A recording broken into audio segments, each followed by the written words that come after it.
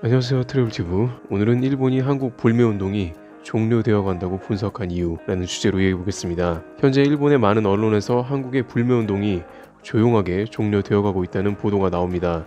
그것은 다름 아니라 한국의 다양한 현상 및 지표를 통해 불매운동이 종료될 가능성이 충분하다고 보는 건데요. 특히 10-20대에서 불매운동에 대한 불만의 목소리가 나오기 시작한다는 것이 두드러진다는 것입니다. 국내 최고 일본 여행 커뮤니티 내일동은 26일에 다시 오픈을 했는데 이것이 일본 언론에도 다뤄졌습니다. 그러면서 그간 일본 여행에 대해 입장을 밝히지 못한 많은 젊은이들이 목소리를 내고 있다는 것입니다. 가장 많이 나오는 이야기는 역시 일본 여행을 대체할 곳을 도대체 찾을 수가 없었다는 것입니다. 일본 여행을 즐겨 해왔다는 A씨는 일본 언론과의 인터뷰에서 자신은 SNS에 절대 일본 여행을 올릴 수 없지만 조용히 불매운동을 종료하고 결국에는 일본 여행을 시작했다고 전했습니다. 갈 곳이 없었다는 것입니다. 일본의 한 경제지에서는 불매운동으로 인해서 이와 같이 한국인들이 다시 한번 일본에 대해 깨닫는 것이 생기는데, 특히 일본 여행에 있어서 한국인은 대체할 곳을 찾는 게 매우 어렵기 때문에 곧 불매가 종료된다는 것입니다.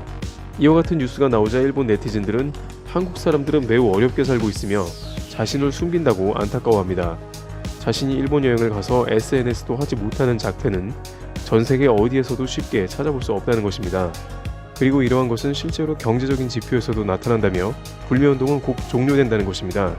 구마모토 소도시에서 료칸을 운영 중인 손종희 씨는 이러한 한일 관계는 처음이라고 놀라면서 매우 어려운 비즈니스가 지속되고 있음을 강조합니다. 그러면서도 10월부터 조금씩 개인 료칸 예약 손님이 예전보다 늘어가고 있다고 전하기도 했습니다.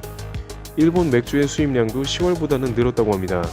일본 재무성에 따르면 일본 맥주는 약 80억 원 정도로 10월에 제로에 가깝던 것보다는 늘었습니다. 일본의 인스턴트 라면도 10월에는 한국 수출이 제로였으나 11월에는 약 950만 원으로 약간 늘었다고 나옵니다.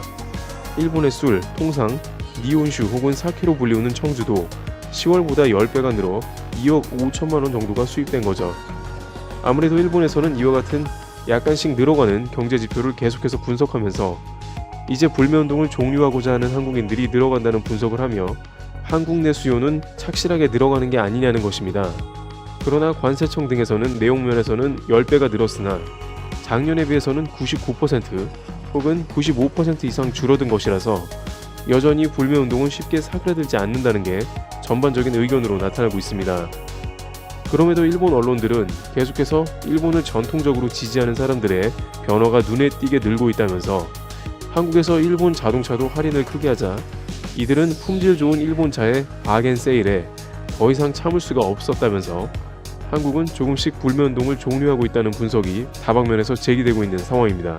과연 일본이 이야기하는 것처럼 불매운동이 사그라드는지 아니면 계속 되고 있는 것인지 귀추가 주목되고 있습니다. 트래블튜브 여기서 마치겠습니다. 감사합니다.